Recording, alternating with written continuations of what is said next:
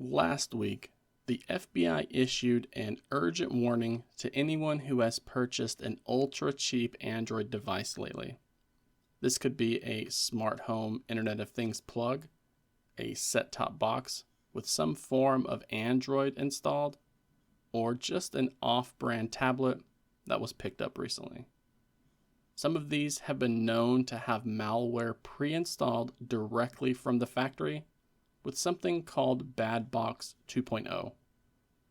There are limited ways to detect if this malware is already in your network, but after going over the details about how BadBox 2.0 works and showing you what it does, I'll then cover some device models and domain names that you can keep your eye out for. The name BadBox was first assigned to a malware strain back in 2016 with the help from some researchers at Kaspersky Lab. The team called it, quote, one of the most advanced mobile Trojans, end quote, that they had ever encountered. But eventually Google got around to blocking the methods that it was using. However, a few years later, Google announced that BadBox had come back, except this time it was being pre-installed on thousands of devices manufactured in China. This was said to have been found on over 74,000 devices around the world, enabling hackers to earn money from advertising fraud schemes, residential proxy services, and the creation of fake Gmail and WhatsApp accounts. They were even able to infect other internet-connected devices that were found on the local network. In March of this year, Google and a collection of other companies tried to disrupt BadBox 2.0 operations by blocking ad fraud campaigns, terminating publisher accounts associated with that malware, and redirecting traffic to benign servers, and even adding some additional protection layers to Google Play Protect. These efforts helped to uncover a malicious botnet comprised of over 500,000 infected hosts, so you can understand how this has spread from the original piece of malware close to 10 years ago. Sadly, there aren't many user-facing signals to look out for when it comes to BadBox 2.0. Human Security, a research team that has been working closely throughout this campaign, has released a set of model numbers for Android set-top boxes that are spreading this malware.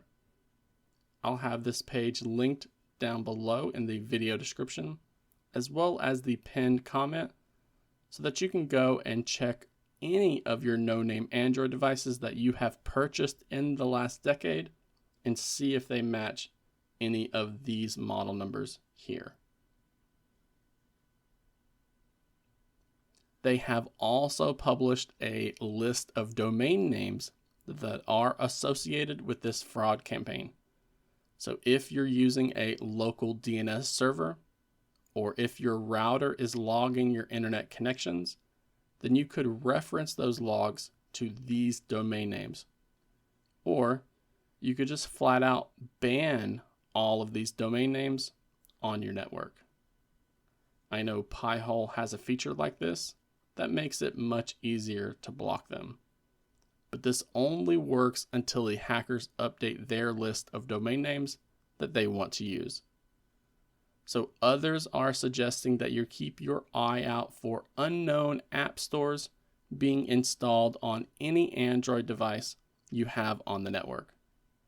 They want you to make sure that you have Google Play Protect installed and enabled on each of these devices. And if you notice a setting or any of the features being changed or toggled without you doing so yourself, then that's something that you should be worried about.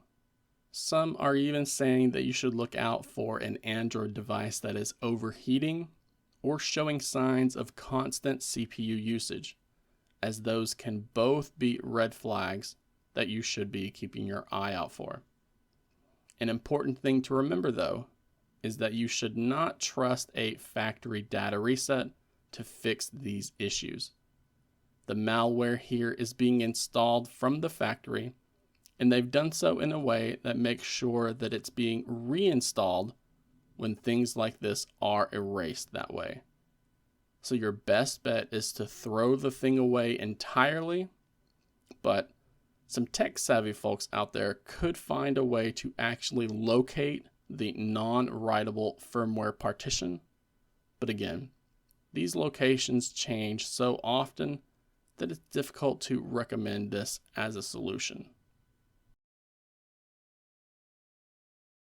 At the end of the day, when you come across a deal that is too good to be true, then it's usually best to trust your instincts, because that means there's a reason why it's such a great deal. The phrase, "if you're not paying for the product, then you are the product," gets thrown around a lot when you talk about services like Facebook and Gmail being free to use. But companies don't get to where they are today by giving things away for free. And the same can be said about these ultra cheap tablets and set-top boxes with Android installed. If these cost $50 to make and they're only being sold for $25, then they're going to make up that difference somewhere. Whether that's through ads embedded within the software or malware that's conducting these ad fraud schemes. There is no such thing as a free lunch. And that's another popular saying that fits here. So, I'm not going to tell you to stop looking for these deals. I just want you to be aware of what you are putting in your home. So I hope the next time that you get a great deal on a tablet or a new phone, but notice that it has some brand name attached to it that you've never heard of before, then you'll know to watch out for unexpected behavior from it. And you'll know exactly what to do if you come across a piece of malware like this in your local network. Now, I want to personally thank each and every one of you who has stuck with me to the end of this video. It really means a lot when I see you folks watching through to the end.